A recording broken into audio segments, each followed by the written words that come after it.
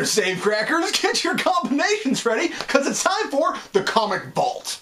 A vault full of comics that includes 6 particular issues. These 6 issues are 1 through 6 of He-Man and the Masters of the Universe, published by DC. Thank you, DC, for giving us number 1. As for the rest, I have other thoughts. But number 1 I thought was a really interesting exercise, I suppose, because we don't really get to see it culminate. It's written by James Robinson, and I believe the artist is Philip Tan. Could be wrong, but I believe that's the one. It is! So, I really enjoyed issue number 1. It established some interesting ideas. He-Man was mesmerized by Skeletor. You find at the end of the issue. It's kind of a fun little reveal that Skeletor is behind it. Of course, you know that's who it's going to be. It is He-Man. You have Skeletor and his minions, and then you don't have much beyond that. I didn't watch all of the He-Man cartoons from back in the day, but I did watch a few, and Skeletor is usually the culprit behind all of the crimes, or the mischief, we'll call it. But so He-Man is kind of this diminutive little character in this one, where he is just a guy named Adam. And he's chopping wood, he's taking care of his sick, delusional father. His father believes he's a king, therefore you get the idea of Prince Adam. I like the idea that He-Man is brainwashed into thinking that this life is his life. And he keeps having dreams that there's things out there beyond what's actually in his life. He keeps dreaming that he is He-Man, and he doesn't know who He-Man is because, of course, he's been brainwashed. So I think it's a great idea to have little echoes of his past life and his current life. Now, a lot of things that I've read before, the bad guys completely wipe their memory, give them a completely different identity, and then you start seeing little things bleeding through from their past life into their current life. And I think this is cleverer. I think this is more interesting the way they did it here in the first issue, where He-Man has a lot of stuff in his life that are echoing his past life, and because of that, things that bleed through don't necessarily, and dreams that he has of his past life, don't necessarily ring any bells of what is going on. He just believes it. Now, of course, at the end of this issue, he strikes out to try to find something that's a little more exciting, just to see what else is out there. So I kind of find it a little bizarre that he leaves his sick father. Now, that might be because that's a good question. It might be because his father, something happened to his father, or whatever. It doesn't really matter, because it doesn't ever come back to it.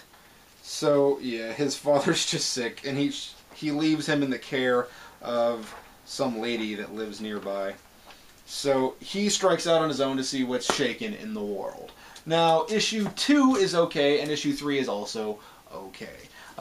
Basically, and this is what I thought was going to happen with the rest of the series. I thought we're going to get more of this, but I thought what was going to happen was the idea that He-Man was going to go on this kind of journey to try to find himself, trying to figure out why he's having these feverish dreams, and maybe even some kind of delusions that he's not sure how to handle. So when he strikes out, he starts finding that there are people in his way.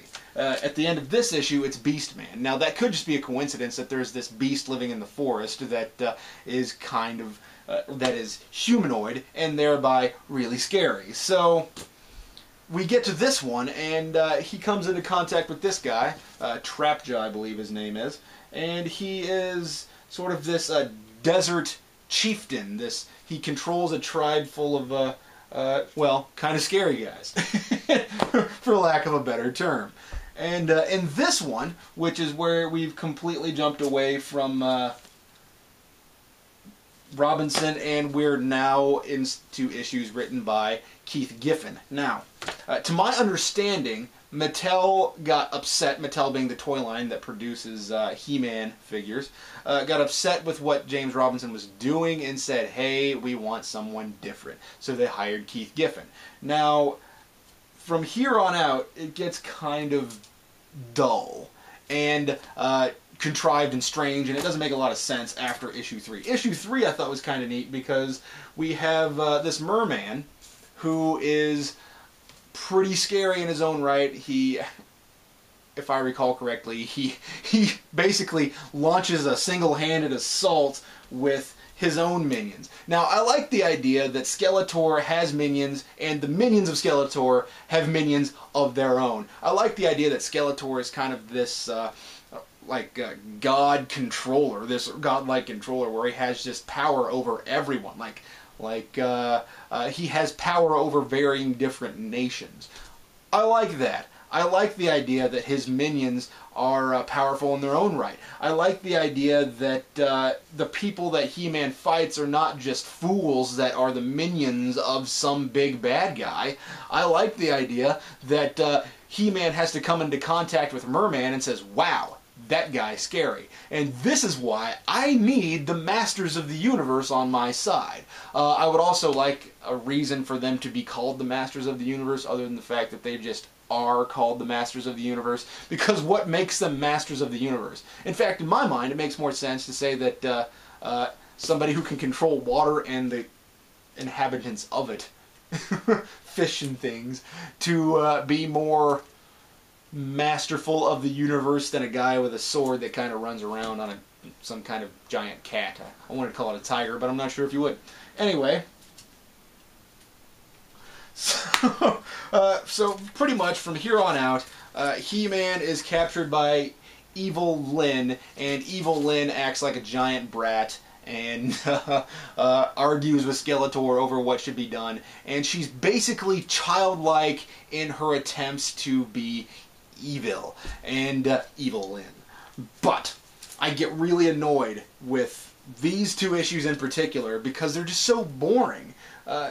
Evil Lyn is not an interesting person, and her minions are brainwashed Masters of the Universe. Well, not all of them, but the significant ones. And so pretty much what happens over the course of these two issues is that He-Man manages to get away and de-brainwashify. Look that word up in a dictionary, I dare you. De-brainwashify his Masters of the Universe. And in this one, it's really about, or this one being the last one, number 6, He-Man launches an assault on Skeletor's stronghold. Now, here's what's funny.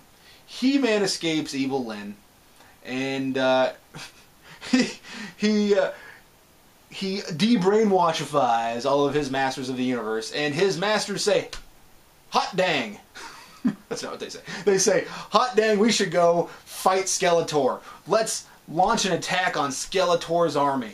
And He-Man says, no, we're not going to do that. And all of his Masters, of course, say, why? He says, because Skeletor will be expecting it. We need to do something that he won't expect. I'll go on my own. And I thought, that's not a bad idea. You know, a big showdown between He-Man and Skeletor, that'd be kind of cool. He-Man sneaks into the castle and finds Skeletor, and, you know, he does some sort of covert type of activity and finds Skeletor and, you know, fights him, whatever. It made sense to me. It was like this idea of Conan. Conan the Thief, Conan the Reaver, Conan the blah blah, whatever. Basically, I thought we were going to get something that was a little akin to Conan in this. I thought it was going to be kind of a neat idea. But here's how it actually ends. So He-Man says, no, you're not going to go with me. That puts your lives at risk. Which I'm not sure why I have a group of warriors if I'm going to tell them that I don't need their help. Whatever. Okay. Well, if you escaped from Evil Lyn, you probably wouldn't necessarily think that Skeletor was all that big of a threat. That's all I'm saying. But, so he says, no, I don't want your help. I will go find Skeletor and fight him myself. So instead of going in there and being all covert, He-Man, with the help of one of his cronies, charges the front gates and just starts killing minions. What? He says, no. Skeletor will be prepared for an army, so I'm going to go by myself in the place of an army.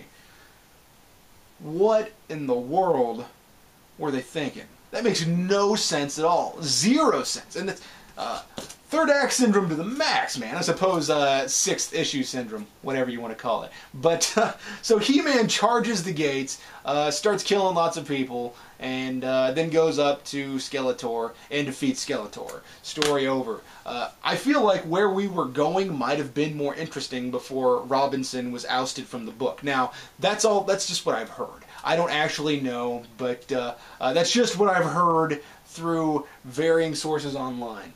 But I would have liked to have seen where Robinson was going. Where Keith Giffen went, I feel like was dictated to him, so that I can't necessarily say that that's really his fault. Anyway, this did not end up well. In fact, at my comic book shop, I was just ordering 1 through 6, and I kind of assumed that they wouldn't keep pulling any He-Man stuff, provided I didn't tell them to do it. But they did anyway, and I said, I really don't want to buy this. And he said, why not? And I said, well, 1 through 6 were awful, and, well, that's not true. 4 through 6 was awful, and and 3 was kind of mediocre. But said, I really don't want to buy this, and I didn't ask you to order it for me. And he said, I understand. And I said, well, thank you very much, because I really didn't want to keep reading. If this is what is dictated to a group of writers, they say, you must do this, then what's the point of a creative team? Why not just... of course, the art is very pretty all the way throughout the book. I enjoyed it quite a lot. Even when they changed it, I thought it was still a pretty decent art style for He-Man. But I got really annoyed, and I don't recommend finishing the series. If you can stand not having a complete story, then I'd say issues 1 through 3, I would recommend those. Yeah, go ahead and buy those guys. Why? Because if you just want to see a couple of adventures in the life of He-Man, they're kind of fun. But 4 through 6 just really ruined it for me. But anyway, I digress. Thanks for watching the Comic Vault, guys. We'll catch you later.